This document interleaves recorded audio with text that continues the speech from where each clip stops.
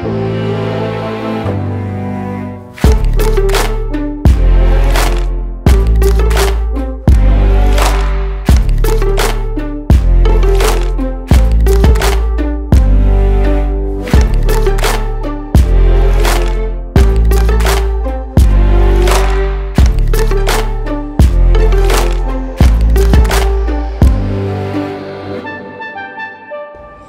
की मेज से विकास कुमार झा का नमस्कार। वह कैसा अद्भुत क्षण होता है जब अचानक अनायास आपको अपने उपन्यास के एक पात्र से मुलाकात हो जाती है। ऐसी ही एक मुलाकात रोमुलस विटेकर से हुई, जो मेरे उपन्यास वर्षावन की रूप कथा के एक बहुत ही महत्वपूर्ण पात्र है। स्नेक मैन ऑफ एशिया के नाम से ख्यात रोमुलस विटेकर वाकई एक अद्भुत कथाओं से भरे इंसान है। When I bring a snake home, when I was 4 years old, just ask any mother here, what will you do if your son brings a snake home to you? Ask any mother. What will she say? Yeah. Get it out of here. Throw it. Take it. Like that. But my mother, she says, I bring the snake home, and she says, oh, how beautiful. Wow. I mean, that can change my mind forever. बचपन से Romulus को सांपों में गहरी रुचि थी। 4 वर्ष की उम्र में जब वे अपनी माँ डोरिस नॉर्डन के संग अमेरिका के उत्तरी न्यूयॉर्क में रहते थे, उन्होंने जीवन में पहली बार सांप पकड़ा था। हाई क्लार्क स्कूल में आकर भी सप्ताहांत में वे सांपों की तलाश में बेहाल रहते थे। दरअसल इस स्कूल के चारों तरफ घना जंगल था और वहाँ सांपों की बहुतायत थी। एक बार तो हद हो गई जब रोमुलस ने हॉस्टल के अपने कमरे में बिस्तर के नीचे 12 फुट के एक अजगर को हफ्ते भर तक छिपाए रखा। अजगर भी कम दोस्त नवाज नहीं था। डॉर्मेटरी में रोमुलस के बिस्तर के नीचे चुपचाप सिमटा रहा था। जब एक दिन हॉस्टल के सुपरिटेंडेंट को इसकी भनक मिली तो बात स्कूल के प्रिंसिपल तक पहुंची। प्रिंसिपल ने रोमुलस को कड़ी फटकार लगाई और इसकी शिकायत पत्र द्वारा रोमुलस के माता पिता डोरिस नॉर्डन और राम चट्टोपाध्याय को बम्बई भेजी। Mr. Whitaker, what are your memories during your school days? I read that there was a python under your cot in hostel. Yeah, actually, I went to a place called Crawford Market in Bombay, and this guy who was there, who was selling, he was selling parakeets and little birds and all that, and he had a python in a box, and I was amazed. Are you selling it? And he said, "Haan, 100 rupiya." And that I didn't bargain with him or anything. A friend of my mother said, "No, why don't you buy it?" I said, "We can buy it, but how will I keep it?" And anyway, I thought, okay, I'll take it. So I took that python. Then my mother was very worried because now you're going up to school, and how can I look after your python? This is Doris Norden. Doris Norden. She was living in an apartment building in Bombay. Yeah. How can I look after your python? I said, no, don't worry. I'll take it to school. Oh my God. Take it to school? Huh? I said, yeah, don't worry. I'll keep it very quietly and they won't know. So in fact, I did. I kept a huge box underneath my bed. Python lived inside. On every Sunday, we would go out when nobody was there and put it in the sunshine, and it soaked up the sun and got energy. And I would set traps for rats behind the kitchen there. Catch rats, feed it. It grew into a nice, healthy, big, fat snake. And it was wonderful as long as the authorities, the house mother, she didn't know about it. So as long as that was okay, everything was okay. वर्ष 1951 में America से बम्बई आकर राम चट्टोपाध्याय ने पत्नी Doris नॉर्डन के सहयोग से भारत का पहला रंगीन motion picture processing lab Worli में शुरू किया था। इसका नाम था राम नॉड। स्वर्गीय राम चट्टोपाध्याय को बॉलीवुड में कलर फिल्म प्रोसेसिंग का महान स्तंभ माना जाता है। हालांकि अब वो दुनिया में नहीं है, न डोरिस हैं न राम चट्टोपाध्याय हैं। He made one of the first color labs, Ramnod Research Laboratories in Worli on Annie Besant Road, and he was starting to process all the color films. They used to have to send it to England or outside India, and that was very costly. So he started processing the films right there in Bombay, and it became very famous. And for me, I didn't know who Raj Kapoor and Dev Anand and Vincenty Mala and Nimi and all these people. They all came to the lab to see what's called the rushes, the rough cut of the film. And they would be sitting in the studio, and I would also go and sit in the studio. Ram Chattopadhyay की मां श्रीमती कमला देवी चट्टोपाध्याय भारतीय स्वतंत्रता संग्राम की अग्रणी सेनानी तो थी, देश के सांस्कृतिक पुनर्जागरण की समर्थ नेत्री थी। उनका जन्म मैंगलोर के सारस्वत चित्रपुर ब्राह्मण परिवार में हुआ था। बाल विधवा कमला ने वयस्क होने पर बांग्ला के प्रतिभा संपन्न कवि नाटककार तथा भारत कोकिला सरोजनी नायडू के सगे भाई हरिंद्र नाथ चट्टोपाध्याय से प्रेम विवाह किया था। हरिंद्र नाथ सरोजनी नायडू से छोटे थे। Sir, do you remember, and you will certainly remember, I believe, let Harinder Nath Chattopadhyay the Great, your grandfather, Ram's, your father's father. Yeah, I mean, I always tell people, probably the luckiest boy in the world to have a grandfather like that, who is always full of jokes. Every day he had to make up a new song or a new poem. On our birthday, Do you remember one song? Reelgadi. रेलगाड़ी चुक चुक चुक चुक बीच वाले station बोले रुक रुक रुक रुक धड़क धड़क लोहे की सड़क यहाँ से वहाँ से यहाँ. And it goes on and on and on. कला, संस्कृति और साहित्य से लेकर थिएटर तक में कमला देवी को गहरी अभिरुचि थी। नक्काशी करने वालों, मूर्तिकारों, भालू तथा बंदर नचाने वाले मदारियों और नटों को सम्मान सुख से जीने के लिए उन्होंने ही पहली बार राष्ट्रीय स्तर पर एक सहकारी संस्था का गठन किया था। हस्तशिल्प एवं भारत की परंपरागत कला के उन्नयन में भी उनकी अविस्मरणीय भूमिका के कारण उन्हें भारत की रंगीन क्रांतिकारी महिला कहा जाता था। वे आपाद मस्तक एक भारतीय स्त्री थीं। वर्ष 1988 में जब 85 वर्ष की अवस्था में उनका निधन हुआ, अंतिम दिन तक वे देश की पारंपरिक कला संस्कृति को सबल करने में जुटी रही थी। Do you remember Mrs. Kamala Devi Chattopadhyay, your grandmom? Very much, very well. Yeah, because we lived in her house in Bombay. Okay. And okay. No, the funny thing about the Python and Kamala Devi, my mother overheard her saying on the phone, see, many people would come for darshan to Kamala Devi. They want darshan. And she was a very busy lady. She was writing so many books and all that. Yeah. I mean, she was a very gentle person. She liked people to... Yeah. She would not object to them giving darshan. But she didn't have time for that. Yeah. So she would say on the phone, yes, please come. And you can also meet my grandson. He has a nice python for you to meet also. Okay. And those people say, ji, haji. And they would never come. So we thought that was a big joke, that she was using me as an excuse.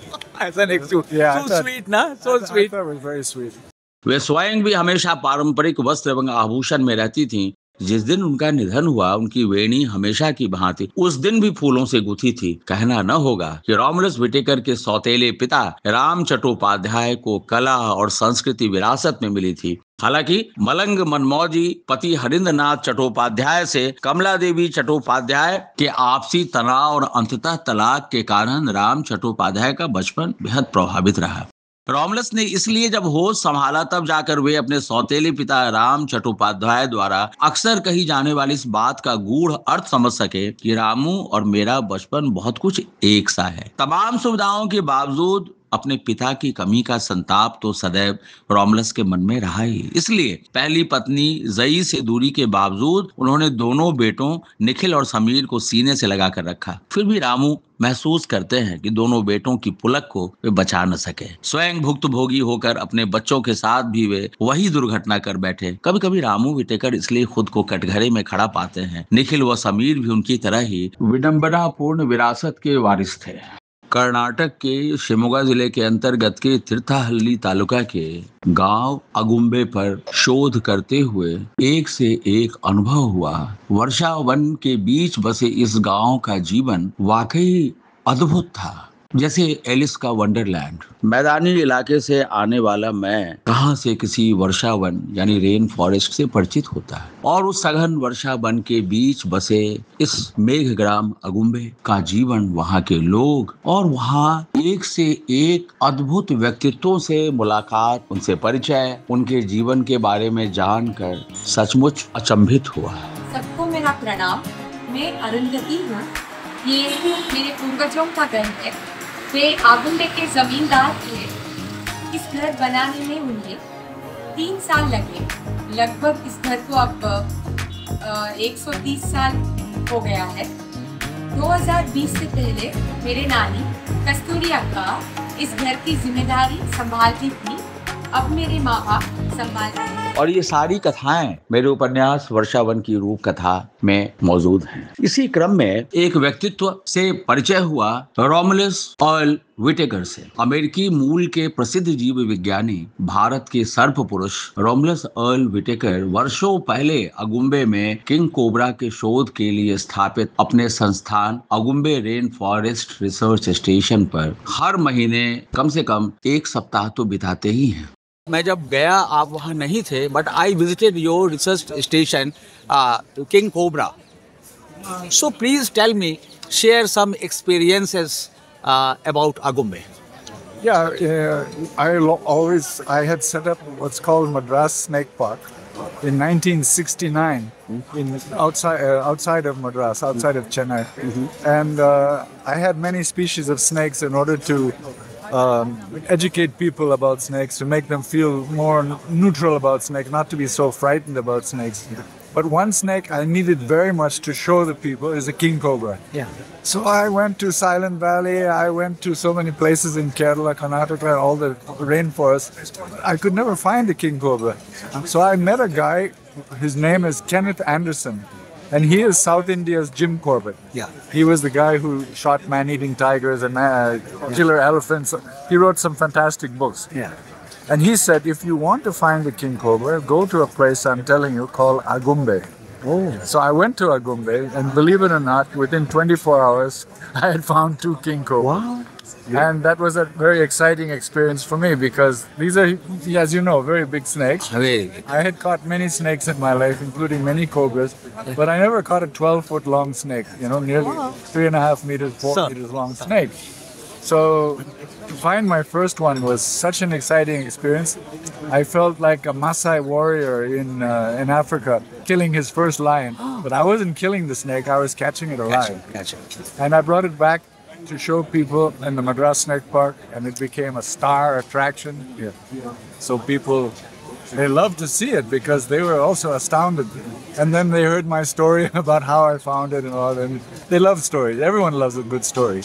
अपना स्थायी निवास उन्होंने चेन्नई से 50 kilometre दक्षिण चेंगलपट्टू के हरित भरित क्षेत्र में रखा हुआ है। वहां वे अपनी दूसरी पत्नी जानकी लेनिन के संग रहते हैं। जानकी वन्य जीवन पर वृत्त चित्र बनाती हैं और लेखन करती हैं। एकदम बिजली बत्ती है छरहरी गंदुमी जानकी। रोमुलस विटेकर की पहली पत्नी जाहिदा फतेह अली उर्फ जई विटेकर से भी लिंगराज मिल चुका है।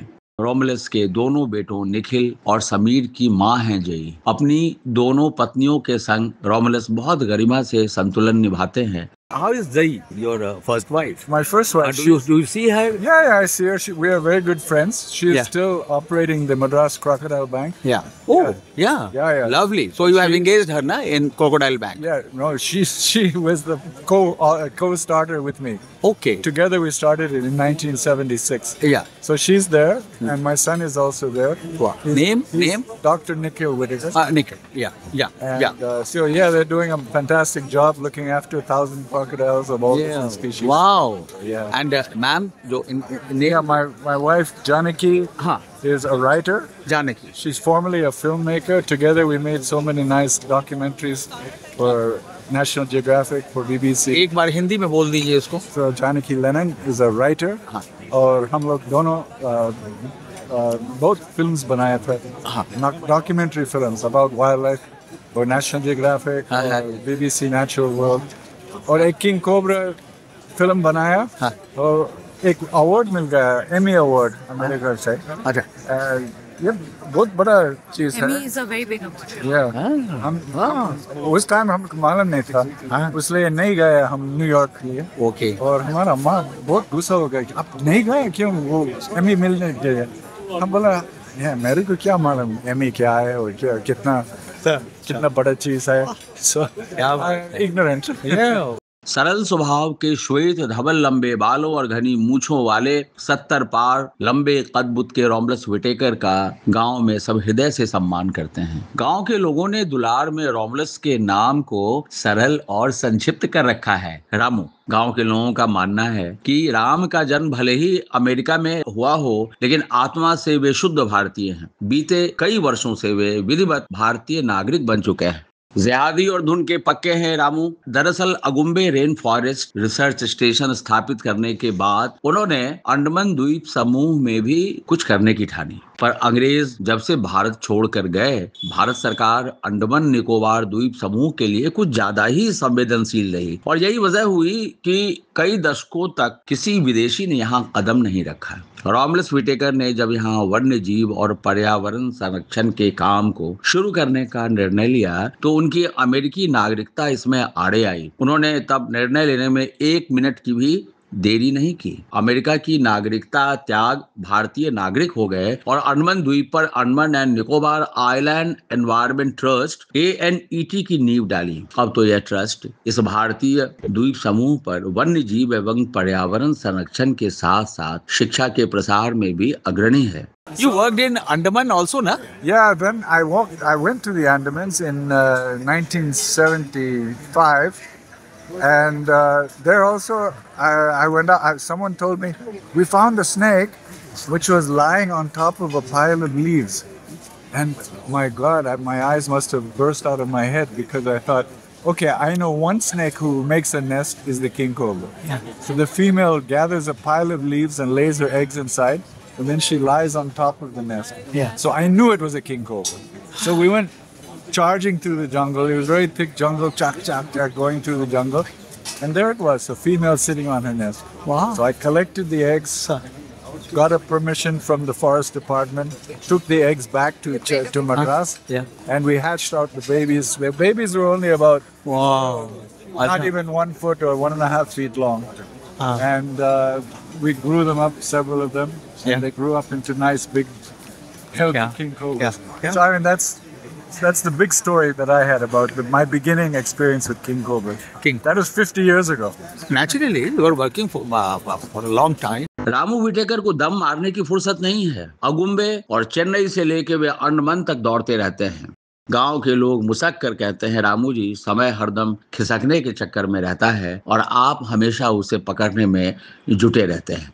रॉमलस व्हिटेकर से वाकई अगुम्बे में उनके द्वारा किंग कोबरा को लेकर किया गया यह शोध सारे सर्प विज्ञानियों के लिए आकर्षण का केंद्र है और ये मेरे उपन्यास के एक बहुत महत्वपूर्ण पात्र हैं। रॉमलस बड़े निराले और बहुत मस्त स्वभाव के व्यक्ति हैं। इस वर्षावन की रूप कथा उपन्यास में उसी मस्ती से रॉमलस से आपकी मुलाकात होगी और फिलहाल तो आप रॉमलस से रूबरू हैं। इतना खूबसूरत जगह, रेन फॉरेस्ट और इतना बायोडाइवर्सिटी है ना। I mean, हम जंगल के अंदर जाके सब देखते हैं और सब नया चीज देखते हैं। हमको इतना खुश हो जाता है। मालूम है, एक मंडक और एक पक्षी और हम कभी नहीं देखा, पहले कभी नहीं देखा, लेकिन उस दिन देखा तो हमको बहुत खुश होता है।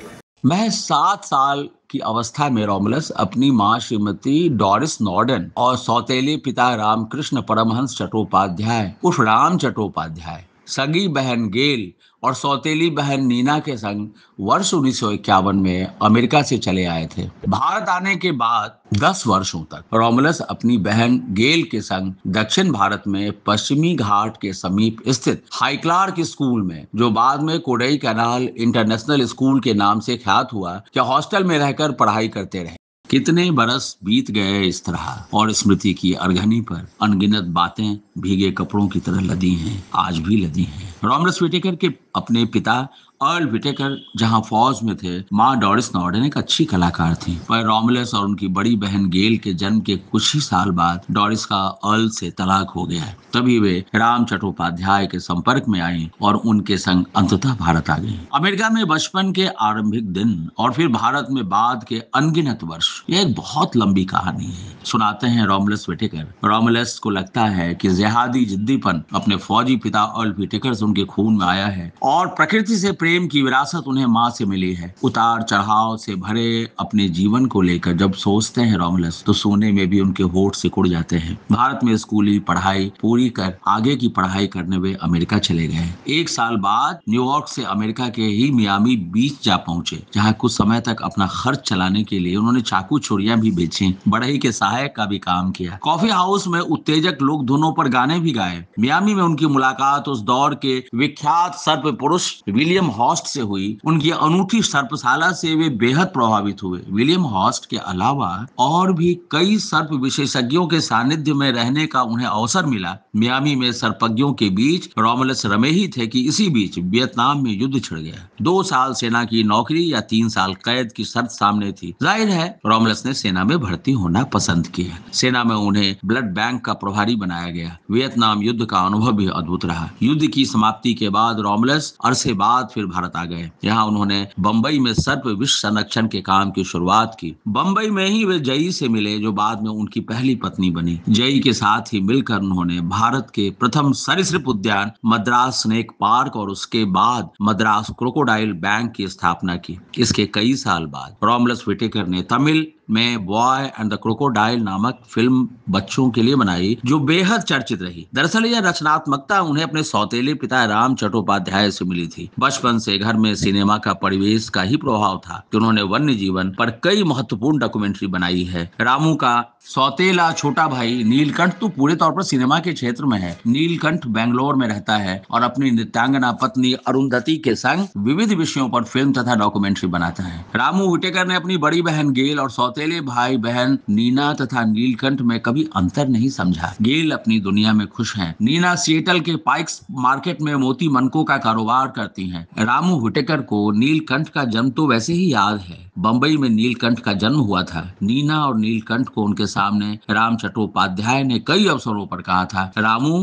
तुम लोगों का दादा है, वह गार्जियन है। हम और डॉरिस जब दुनिया में नहीं होंगे तो रामू ही तुम्हारे दुख सुख का ध्यान रखेगा। राम चट्टोपाध्याय ने अपने सगे पिता की तरह रामू को हमेशा स्नेह किया। घर का प्यार ही बाहर की दुनिया में कामयाब होने की ताकत देता है। इस प्यार की पृष्ठभूमि पाकर ही रोमुलस व्हिटेकर ने भारत में वन्य जीव व पर्यावरण संरक्षण की कई संस्थाएं खोली। इनमें मद्रास स्नेक पार्क और मद्रास को क्रोकोडाइल बैंक के अलावा Agumbe rain forest research station तथा Andaman and Nicobar environment trust उल्लेखनीय है। अगुम्बे में किंग कोबरा से संबंधित शोध संस्थान की शुरुआत रोमुलस ने उस राशि से की जो उनकी मां श्रीमती डॉरिस नॉर्डन चट्टोपाध्याय उनके लिए वसीयत कर गई थी।